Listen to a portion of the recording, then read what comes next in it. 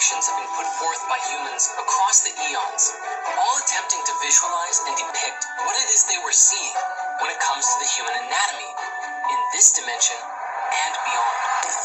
While the current scientific explanation works with the material human form, a wonder to behold in its own right, a great many scientists and mystics alike have also determined to describe what exists beyond the physical. You're probably familiar with some of the basics here. If we were to attempt to map out the complete human energy field, you'd see chakras running up the spinal column with many meridians and lesser chakras across the body too. Emanating out from the body would be a large toroidal field connected with the heart, which would encompass the layers of the aura, which includes the mental body, the emotional body, astral body, and causal body, among a few others. Primarily here we are concerned with the physical, astral, and causal bodies, which make up our soulful existence across the three great planes of our multidimensional reality, which we can term as the material universe, the astral universe, and the causal universe. Beyond the material, the energetic nature of the astral and causal realities are significantly more subtle than anything we can easily perceive today. We must consider them even finer and more subtle than any atomic frequency, which is why we cannot find these realms with modern instruments. However, our bodies are designed to access these places, but which only comes through personal mastery of our body of consciousness. Today, many people have documented their journeys within the astral through the art of astral projection, or have experienced them in other ways, such as through near-death experiences or potent psychedelic journeys. The human body is said to be composed of 35 divinely orchestrated thoughts, 19 of which form the astral body, and 16 elements of which are then materialized as a result, making up the physical form.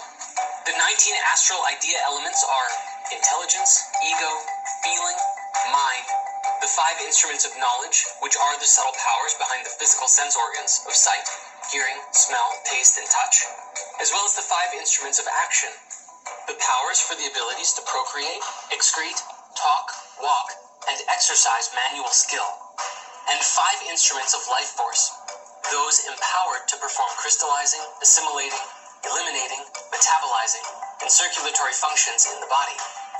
The last 5 mentioned are the very same as the 5 types of prana we discuss in the Spirit Science episode called Types of Energy.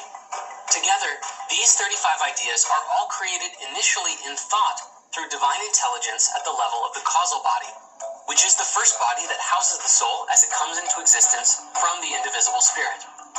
This wisdom was passed on and given to mankind by Mahavatar Babaji and his students, and we express gratitude to the Self-Realization Fellowship for helping to publish the material in so many ways.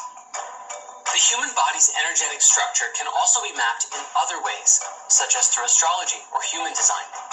But for now, let us take this conversation to another level. Just perceiving this map does not do as much for us as we might think. We need a usable pathway to ascend through our present understanding and into enlightenment. And that is where the work of Dr. David Hawkins comes in.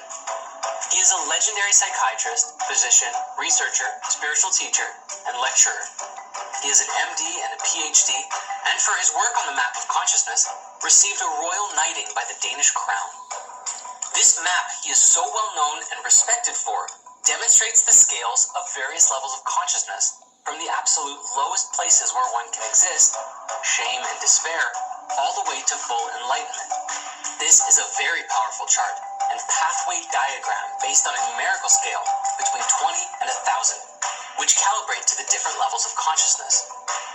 He explains that the critical response point in the scale of consciousness calibrates at the level 200, which is the level associated with integrity and courage.